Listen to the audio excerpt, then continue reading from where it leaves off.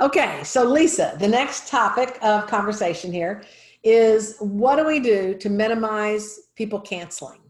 It's our old part of the dental boot camp called Stop Cancellations. And while you can't stop every cancellation, you can certainly have an attitude of minimizing cancellations, retraining patients. Probably the biggest thing we teach about the whole area of cancellations is that by the time the patient calls to cancel, it's too late. And so the thing we'll talk about after we do a couple of role plays is how do you prevent cancellations? So prevention is probably the most important part of the discussion, but we'll do it last. So what are some of the best practices, some of the great tips that you and the team developed there in Seattle to minimize your cancellations? What are the things you did? Well, like everyone else, we had a cancellation fee. So whatever that fee might be, $85. It doesn't cover even the time. So it's just built in there as an industry standard, right? But it's what you do with that actually makes it a worthwhile policy to have. So by the time. So talk to me about what you mean when you say, what do you do with that? How does that work? You can just charge everybody the $85 and alienate people. And then they never want to come back because they're treated like a child. And you know, they're sick, they can't come in, whatever the reasoning is. And you go, okay, well, that's $85 to you and we'll see you next time. Obviously that's not very motivating for the patient or for you. And for us, it was just, we used it as a tool to start a conversation, to find out more about what we could do to save the appointment, reschedule the appointment, further develop trust for the next time. So that they wouldn't. If I'm your patient, show me how you would do that. I want to understand. So if you told me, okay, you're not feeling well, you can't come in. So I wish I could come in today, but I woke up, I've got this huge headache and I'm sort of nauseous and I just don't feel like I can come in. I don't know if I have COVID or if I just have the flu or what's going on. Oh boy, Suzanne, thank you so much for calling us as soon as you knew that you weren't feeling well. I am so sorry that's happening to you. We know we always look forward to seeing you, so it's a disappointment to us when we don't get to see you, but we want you to take care of yourself. And thank you for the heads up, because as you know, we have all that time available just for you today. I know that you're aware of our $85 cancellation fee. I'm not going to lecture you about that. And you're such a great patient. I know you wouldn't call unless you were in dire straits. So if you can hang on just a second, I'm going to look at the schedule and see if maybe there's someone that could take your spot today, or, depending on how you're feeling, maybe you could do a switcheroo with somebody tomorrow. I happen to know someone who's coming in tomorrow that's super flexible. And if I could get them to come in, do you think you could maybe do a switch with them? That's an idea. I don't know how I feel tomorrow.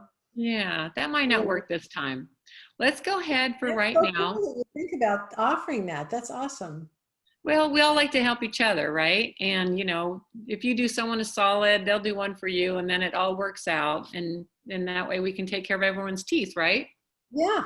And I know you want to come in because you're always really good about taking care of your teeth, so I'm not concerned about that. Why don't we have you call back when you're feeling a little bit better? But if I have an opening coming up, do you mind if I reach back out to you? Yes, that'd be great. Yeah, okay. You can. I'll call you back Monday or Tuesday if I'm feeling better, because I want to get the treatment done. I know you do. That's awesome. I really appreciate that. Thank you. Thanks so much again for calling. All right. Bye. That's cool. That's awesome. And there's always people on the schedules that are flexible. And sometimes you may have actually just have an opening. Right. And well, you don't have to talk to anybody. Right. But they don't need to know that. No. That's great. What are some other cool things that y'all did? Let's see. For chronic cancelers, that's a little bit different situation than like the one we just described, where I know it's someone who just didn't have an option, right? We used to have a lot of people that were stuck in meetings, Zoom meetings. There was a Zoom meeting and I couldn't get out of it, that kind of thing. Yeah. That's worth a conversation, I think. But the chronic cancelers, I think the biggest thing is if they do it 2 or 3 times, I actually would have them sit down with me after when I finally could get them into the office, right? Mhm. And then I would sit down and talk to them and say, hey, what are we doing that isn't working for you? Because clearly, if you've had to cancel 3 appointments for your crown and the doctor is obviously saving that time for you, we're not seeing any other patients. I know you want to get it done. We can't continue this relationship in this manner. I'm sure you would understand that, right?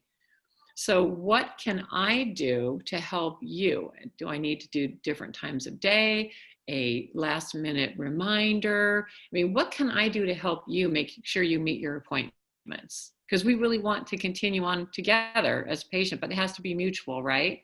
Got it. So Yeah, something like that, of that nature. yeah, that's And I good. have, I think the most challenging part of that conversation, and Walter taught us that, a long time ago, is it's like, I got to apologize to you. I think, we've done something to have it not be comfortable for you to get in here. But the hardest part is, we just really want this to work for you. And obviously we've done something. Can you share with me what it is that we could do better? When we and know we've been fine, it's them yeah, that can do better. I had somebody actually, after I did that, start to cry. I am so sorry. I'm so sorry. I'm like, oh, I don't ever want you to cry. But thank you for caring so much about our office. And we cared that much about you too. I mean, it was just like this amazing. She was never late again. See, and just the personal attention. I think people think that, well, I mean, in medical offices so often, there's so many people backed up and they see, 8, 10 an hour sometimes. It's no big deal. But in a dental office, it's a whole different story. Yeah. It's a very hands-on, time-bound process. So I think sometimes they're relieved to have the conversation because they're feeling weird about it too. mhm. And it's addressing the elephant in the room is really not that hard once you just open yourself up. And to your point, just like, what are we doing wrong that's making it difficult for you to come in? That's a great way to start a conversation and just get it on the table. Yeah. Yeah. And I think sometimes, I mean, you're very confident and you've been an office manager for a while and managed other businesses and really confident. Sometimes if the person who's on the phone maybe is not that confident, they may ask the office manager to have that conversation. They may ask the doctor. I've seen doctors have that conversation. Yeah. Because sometimes the people who take the biggest advantage of the doctor's schedule is the doctor's golfing buddies. You bet. Friends of fill in the blank, friends of doctor fill in the blank, right? Yeah. So sometimes they've taken advantage of the doctor by short notice cancellations. I do like calling it a short notice change fee. And because we always have, there's going to be cancellations, but I like to think that they're just changes. And also I want to include early in the conversation, well, of course we want to find another time for you as soon as possible. Is that okay with you? And like that. Sometimes you get a feel for, there may be what one of my old friends called the financial flu. Right. Maybe Yes. what's really going on is they have concerns about the finances. Absolutely. And so let's find another time for this. How about next Tuesday? Say, well, that's a little too soon. Is there something else going on? Are you uncomfortable with the treatment that you and the doctor have discussed? I don't call it a treatment plan because that's just too generic, but are you uncomfortable with the treatment that you and the doctor have discussed or the financial arrangements we've set up? Is there anything else about it that we need to talk about now? Yeah. I think you have that intuition about it. If you've been doing this a while, you probably have that intuition. It never hurts to address what we call the elephant in the room. That could be what's going on. And they have some financial flu. And once you clear that up, who knows, you might even get them back in for today. And we just want to make sure you're okay. I mean, to show empathy is the biggest thing. And then it does open up a conversation if that's truly what it is, which a lot of times that is, especially if it's a big treatment plan, obviously. But It did chronic late people always came in 15 minutes into their hygiene appointment. Well, it's just a cleaning. What do you need an hour anyway? That type of thing. Yeah. So I'm sure it was you that taught me this. When they came in, they'd say, I'm sorry I was late. And my front desk would always go, that's okay.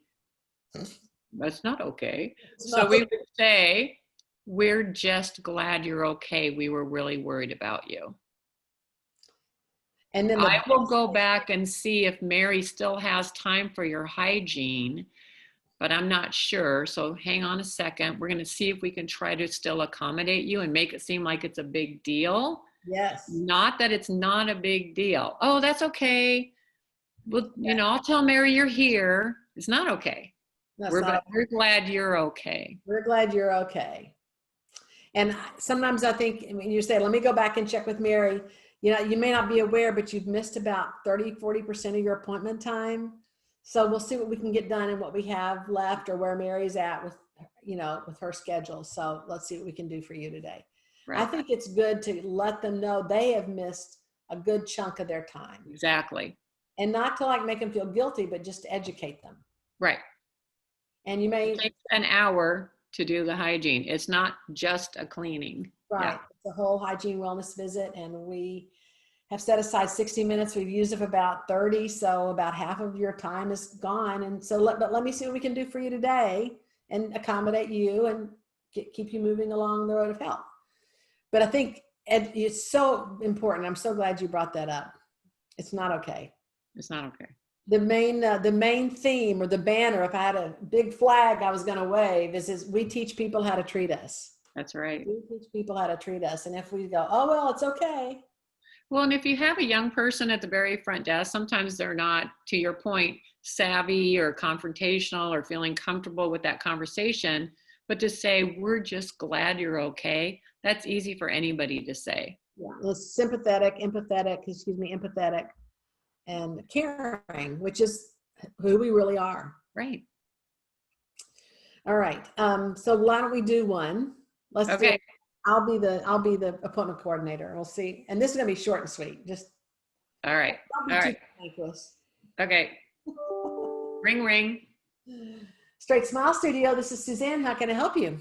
Oh, hi, Suzanne. Hey, it's Lisa. Hey, Lisa. Yeah, I have an appointment in an hour. I'm not going to be able to make it. Oh, no. Oh, no. What happened? Oh, I have a childcare issue. My babysitter never showed up. Oh, goodness. Oh, goodness. Is your little one sick, or is it just the scheduling kind of thing? Well, she's just too young to be left at home alone. So now I'm stuck, you know. Oh, I got it. Hold on. Can you hold on 1 second? Let me look at the schedule. Sure. Put them on hold. I put them on hold because I do want to collect my thoughts, and I do want to look at the schedule, and I want to look back at her account, and I want to see, because I wasn't expecting a call from Lisa like this. So I need to look back at the account and see, has she had other cancellations, other childcare issues, or is this the first time? Because I'm going to handle it differently no matter what. So I'm going to pretend this as a first time issue. Those are the easiest to handle, but that'll give us a chance to show. So, okay, Lisa, thanks for waiting for me. I just wanted to check out a couple of things. One is your child well? Is everything? Are y'all? Oh, yeah. Thanks for asking. No, she just she's been going through a hard time, and she's just quite at that age where I just don't feel comfortable leaving her alone for that long. Of course. Can she enjoy video or read a book or anything? Because we could have you come in and she could sit in the room right next to you, and we can put on a video for her, a movie for her, or she could read a book. You know, I was thinking about that, but I just didn't want to put that on you. And I know there's a cancellation fee, and I just thought, well, maybe that's just better than making everybody babysit my kid. Well, I appreciate that. Because of the time of the day of this appointment, we could accommodate that. Not every day could we accommodate that, but we could accommodate that if you could be here on time. If not, we do have a short notice change fee, as you're well aware. And you haven't ever called us to cancel before. That's why I was trying to see if there was something I could do to make this work for you. You've been so wonderful in accommodating our schedule. Well, and you guys are awesome. And I know that my daughter would feel comfortable with you guys. And this is only an hour-long appointment. Yeah. I mean, I think if I just brought her iPad, I mean, if you guys wouldn't care, I mean, she loves you guys. I think it'd be fine. Give her a cookie and an iPad. Yeah, we'll be good. Okay. Well, if you're okay with that, I'll go ahead and still make my appointment. Excellent. Bring her along. Bring her, and we have the cookies already. You don't need to worry about that. But if there's something else she needs, bring it with you. And we'll see you in about 45 minutes. Okay, awesome. All right. Thank you. You Thanks. guys are great. I mean, Bye. I'd like to try that, and that doesn't work with everybody. And if we're in a spike in COVID, that's not going to work. Right. Going down, it might work. Obviously, with someone who'd never canceled before in that situation, I would probably say, I'm going to talk to the doctor and we're going to waive the short notice change fee this time. And let's find another time immediately, and find another time to get her on the books. Yeah. I do think it's important. Let's do one more. Okay. Ring, ring. A straight sponsor studio. This is Suzanne. How can I help you? Hi, Suzanne. This is Lisa. I Hey, am Lisa. so sorry to have to call. I have a 2-hour appointment this afternoon to get my crown, and my boss has called me into a non-negotiable meeting, and he didn't tell me about it. Now I can't make it. Oh, goodness. Is the meeting like right there during your appointment time? Yes, like the exact time. Oh, my goodness gracious. Okay. Hold on for me 1 second, okay? Okay. Then I'm going to look. I'm going to collect my thoughts, what I want to have happen here. Let's pretend this patient is a top 20% patient. They're one of our top patients. She's had a lot of treatment done. She's great. She always brings us gingerbread, so she's a top patient. And, but this happens all the time. She's a great patient. She spends a lot of money with us. She's very friendly, but this happens all the time. So let's see how I deal with that. I think that's a pretty good scenario. You think so, Yeah, Lisa? Okay. I do. Mm-hmm. Okay, good. All right. So Lisa, I can get you in next week, and I have some time on Wednesday morning, first thing in the morning, because I know when you get into work, it's just crazy for you. Yeah, it's really hard. I mean, I thought I was going to make it. I want to make it. I want to get my teeth done, but my boss is my boss, and he doesn't care I have a dental appointment. So I know. And we're set to seat that work. And so I just don't want those temporaries to be in your mouth. And they're doing great, I'm sure, because doctor does such a good job, but I just don't want them there any longer than they have to be. So would you say that you have the most control over a first thing in the morning appointment, or a lunch appointment, or an end of the day appointment? Because I want to give you a time where you feel like you have the most control over that timing. yeah, honestly, Suzanne, the day gets away from me and I get called into so many meetings in the afternoon. You're probably right. I should just get up early and just come in and get it done first thing in the morning. Okay. We do have a 7 a.m. day. We have one day that's a 7 a.m. day. Would that be better for you? Yeah, that would be a lot better, actually. Yeah, those appointments, if you ever miss a 7 a.m., we never give you another one. Okay. Because they're so popular, but I happen to have them on Thursday. I understand. Thank you so much. I know I'm in trouble, and so thank you. I'm always doing this. I feel so bad. I'm so sorry. We don't take your money through a short notice change fee, but this time I have to apply it. I understand. But we'll do something special for you Thursday when you come in at 7. How's that? Okay, you guys are the best. Latte, cappuccino. What do you prefer? Yeah, something with caffeine for sure. Caffeine. You got it. We'll see. Okay, I won't. I promise. I won't cancel. I promise. Very good. And let's keep that in mind. Let's make certain, and I'll put it in your record too, that we want to schedule your appointments first thing in the morning. You don't have that many in the course of a year, but when we start putting it off, it just creates schedule havoc here. You start feeling bad, then we have to charge that short notice change fee. It's just, let's just try to figure out so we can take care of you at the time we schedule. So okay. Let's be smart about our scheduling. Okay, you got it. And we know things happen. It's a busy Thank you, Suzanne. Take care. Bye. You're the best. Bye. How was that for you? Was that weird for you or okay with you? For me? No, Yeah. that felt right. No, that felt right. I feel like I have a relationship with you, and I knew I was in trouble because I cancel all the time. But I would charge her, even though she was nice. Oh, sure. Especially if it's been repeated. Because right. One, I want her to tell her boss. That's right. $85. I'm going to put it on my expense report. Well, and you did it in a way that, it was punitive, but it wasn't being like treated like a child. It's not right. Finished. I do have to charge you. It is right now. Yeah. And that's fair. And I recognize that that's fair because I do it all the time. I get it. All right, great. That's awesome. Okay, any other best practices, anything else about this subject of we want to reduce cancellations? You know, the work on preventing cancellations, we're going to cover that in another session, but let's just take a minute and let's talk about it now though. The things that in my mind are so important to prevent, there's 2 or 3 times when it's critical to prevent cancellations with new patients. When the new patient sits down across from the treatment coordinator and they begin to go over the scheduling for the future, right? So I think that's a really important time. And the question that I've always liked to ask, and I tested this out in various dental offices and it works great. How did you enjoy your appointment? So just role play with me. How did you enjoy your appointment, Lisa? Your brand new patient. Went better than I thought. I do have a few cavities, bummer, but you know, we'll get those taken care of, then you'll be cavity free. yeah, I'm glad I caught them. Yes, exactly. Well, one of the reasons we're able to take such great care of people is because the way we manage our schedule. And we manage our schedule so that the doctor and the team can really focus on you fully. And even though we may have a patient that the doctor goes to check on or does something, we always have someone with you. And so we manage that very closely. So obviously, as we go into the scheduling process and find a time for your fillings, we want to find a time that's going to be the least likelihood of any change on your part, and a time that's really good in your schedule, and a time that's really good for our team. How does that sound? Yeah. All right. And we do have a short notice change fee, because if someone cancels or changes an appointment 2 days or less, because people's schedules are so crazy, sometimes it's really difficult to find another patient to use the doctor's time well. Plus, we don't want you to put it off very long either. If you have to make a change, we want to get you back in as quickly as possible. So no, that makes sense. We just work hard with our patients to make sure we stay in touch.